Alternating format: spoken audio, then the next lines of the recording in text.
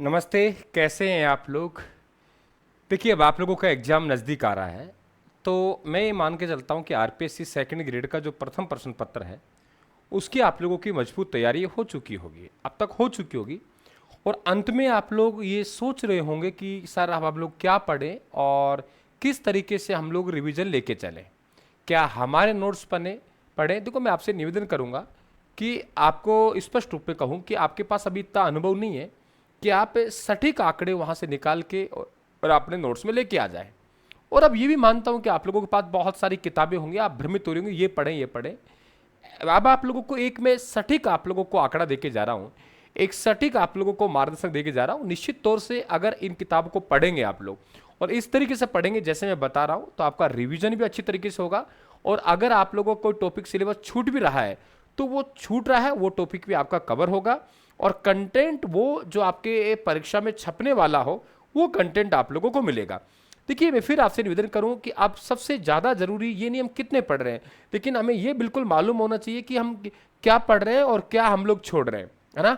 ये बड़ा इंपॉर्टेंट है। तो क्या छोड़ना है ये सीखना जरूरी है। पढ़ना तो हम पढ़ना ही है, लेकिन क्या नहीं पढ़ना है ये बड़ा इंपॉर्टेंट है। आपको देखिए, यहाँ पे एक बड़ी प्लानिंग मैं आपको देके जा रहा हूं।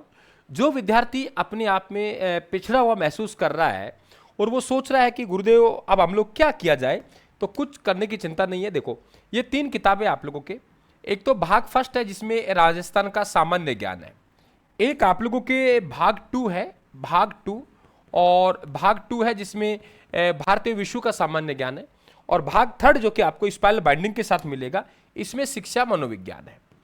तो आपका फर्स्ट पेपर आप लोगों का पूरा हो गया।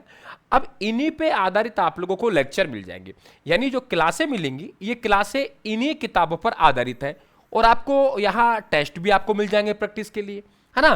तो कोर्स में आप जाएंगे तो आप लोग देखेंगे कि वहां पे क्लासों में आप 2 गुना स्पीड से किताब को अपने सामने रखकर आप लोग आराम से अपने सिलेबस को कवर कर सकते हैं।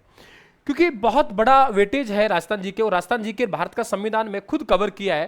तो मुझे मालूम है कि कौन से फैक्ट आप लोगों से पूछे जाएंगे, कौन से फैक्ट आप लोगों को पढ़ाने हैं।